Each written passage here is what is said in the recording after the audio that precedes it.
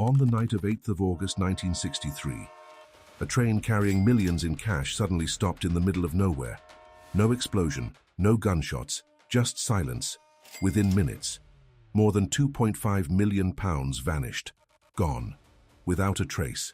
This wasn't a movie. This was real.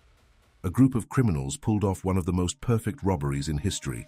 They fooled the railway system, outsmarted the police, and disappeared into the night. But here's the twist. One small mistake, just one, brought the entire gang down. This is the story of the Great Train Robbery.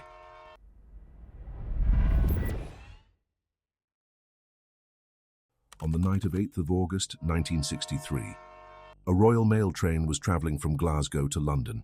Inside one of its compartments were bags filled with cash, an amount that today would be worth around £67 million, or nearly 800 crore rupees. The train was being driven by Jack Mills. It was dark.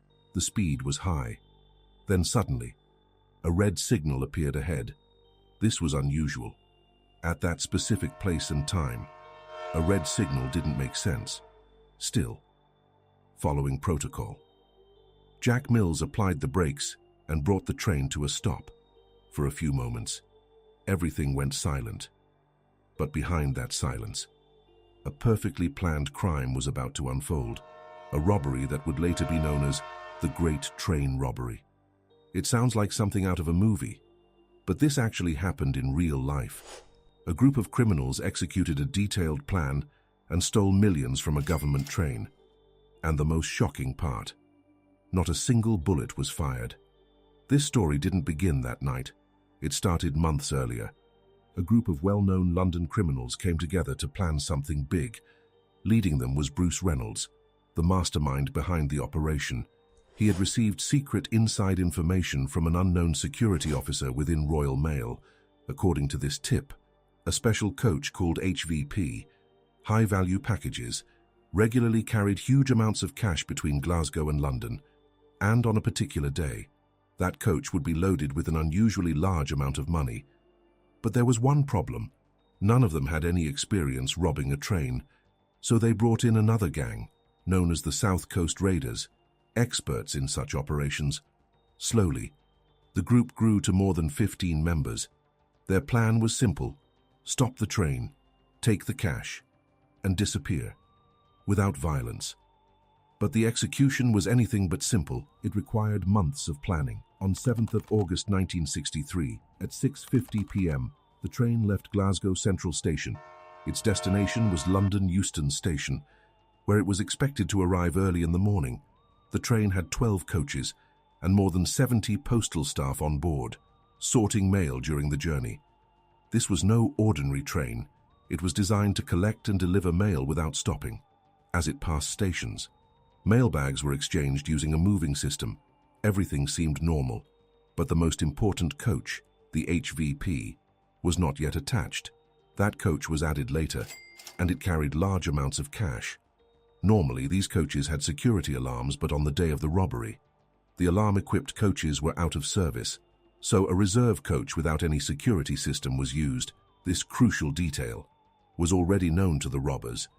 And there was another twist. Usually, the HVP carried around £300,000, but because of a recent bank holiday, that amount had risen to nearly £3 million, 12 times more. It looked like a coincidence, but for the robbers, this was the perfect opportunity. Late at night, around 3 a.m., the gang was already in position near the railway tracks, hidden in the darkness. They tampered with the signal system, covered the green light, and used a battery to create a fake red signal. Then they waited. As the train approached, Jack Mills saw the red signal and stopped. The assistant driver stepped down to use the trackside phone, but the line had already been cut. Before he could react, the robbers attacked and captured him. At the same time, others climbed onto the engine to take control. When Jack Mills tried to resist, he was struck on the head and knocked unconscious. Everything was going according to plan. Meanwhile, another team detached the first two coaches from the rest of the train, including the HVP. Their next destination, Bridego Bridge, about a kilometer away, where their truck was waiting. They had even brought a retired train driver to move the engine, but he couldn't operate the newer controls, so they forced Jack Mills, still injured, to drive the train to the bridge. Once they reached, the operation began. They broke into the HVP coach, tied up the staff, and started unloading the cash. There were 128 sacks in total, weighing over 2.5 tons. They had only 15 minutes, so they formed a human chain and managed to load 120 sacks into the truck, leaving 8 behind. The robbery seemed perfect, but it wasn't over yet. Before leaving, one of the robbers warned the staff not to move for 30 minutes. That single detail became the biggest clue for the police. The gang escaped using a truck and 2 Land Rovers with identical number plates to confuse witnesses. After around 45 minutes, they reached their hideout, a farmhouse near Oakley. There they celebrated, even played Monopoly using real stolen cash, but their happiness didn't last long. Soon, news spread on the radio. Police had already started searching within a 50-kilometer radius. Panic set in. They quickly divided the money and planned their escape. Before leaving, they tried to erase all evidence and assigned one man to burn the hideout, but he ran away with money and never burned it. That mistake changed everything. Police soon discovered the farmhouse.